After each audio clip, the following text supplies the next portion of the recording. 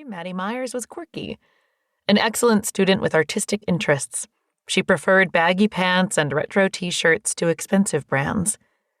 Sometimes there was a beret covering her dark curls, and she always wore enough black eyeliner for at least 3 rock stars. Today, all the makeup was gone, washed away in tears. Maddie was young and small, and Lindy was glad her father's first instinct was comfort. Of course, that also challenged her memory of Ryan Myers as a clever bully who liked to make her senior calculus class a complete nightmare. But none of that was his daughter's fault. Sue shot her a commiserating grimace before she closed the door quietly. Lindy slid into her seat and tried to calm her pulse.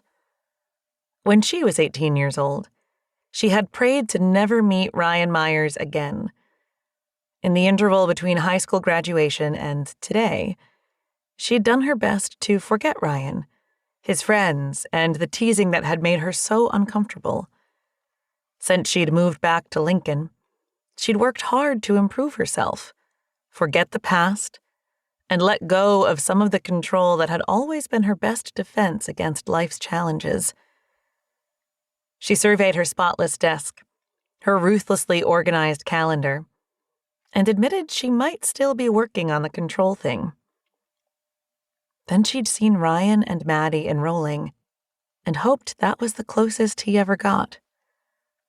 Unfortunately, she had never believed her luck would sink to this level, and she'd wasted a lot of prime begging time with the man upstairs, obviously.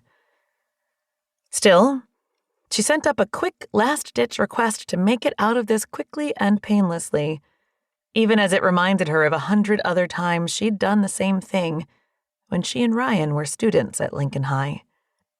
Annoyed with herself, Lindy reached over to hand Maddie a fresh tissue as Ryan leaned back.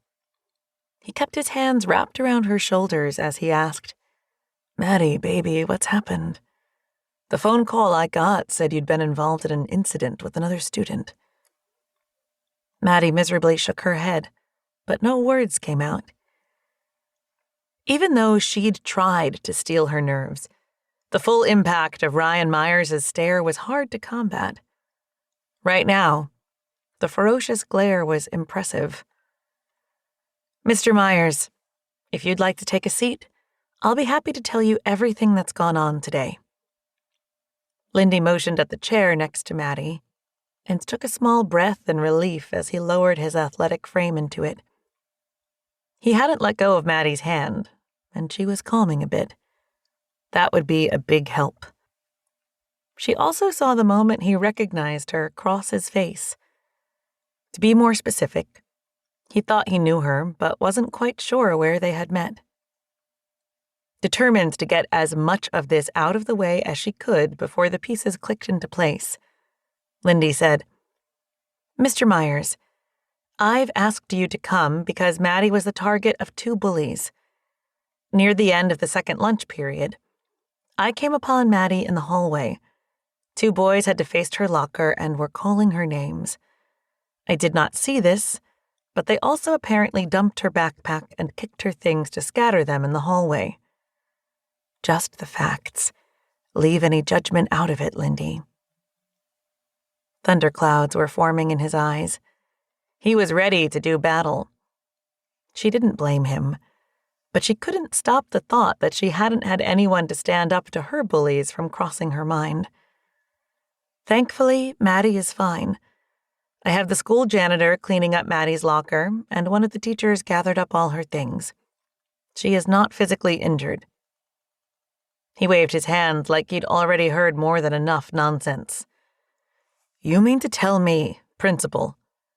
He paused to read the nameplate on her desk, and the pieces clicked. "Lindy Mason?" He shot a look at Maddie and then met her gaze. "Lindy Mason, class of 1997? Keep calm, cool, and collected, Lindy. Show him you've completely forgotten high school and him." With a curt nod, Lindy answered, "Yes, Mr. Myers. Now, we have a..."